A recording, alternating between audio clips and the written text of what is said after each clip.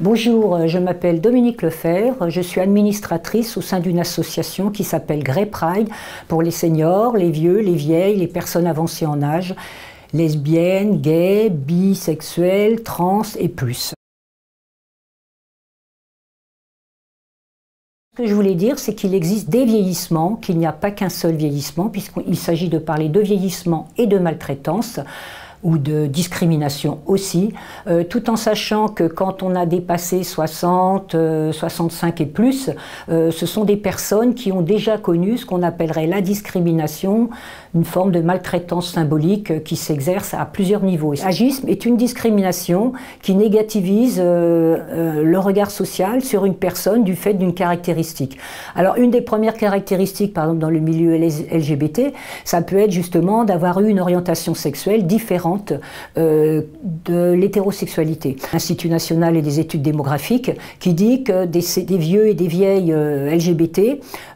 sont beaucoup plus isolés, sont beaucoup plus en rupture familiale que les personnes qui sont restées hétérosexuelles jusqu'au bout de leur vie.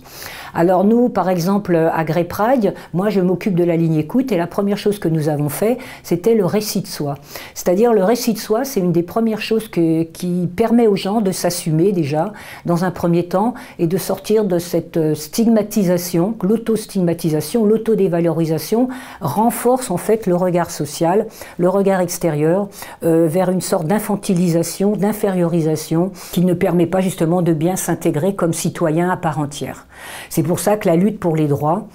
permet de faire en sorte que les personnes se reconnaissent comme des citoyens et des citoyennes à part entière et non pas des citoyens et des citoyennes de seconde zone. C'est ce que les femmes ont fait dans leur combat depuis 50 ans ou depuis 40 ans avec les combats féministes pour justement pouvoir s'affirmer comme personne à tout niveau. Dans les solutions, c'est un travail sur soi, ça c'est évident. Au niveau des institutions, il y a le changement de mentalité, donc ça c'est la société, c'est la politique, c'est ce que vous êtes en train de faire. Et c'est vrai que nos changements de représentation, c'est fondamental pour dire qu'on est des personnes comme tout le monde. Ce que je dirais pour message général, enfin message au grand public, c'est qu'en fait, la société, c'est une polyphonie, on n'est pas là pour se faire des couacs les uns par rapport aux autres, c'est de pouvoir être dans une forme d'harmonie, où quand on parle de respect et de dignité,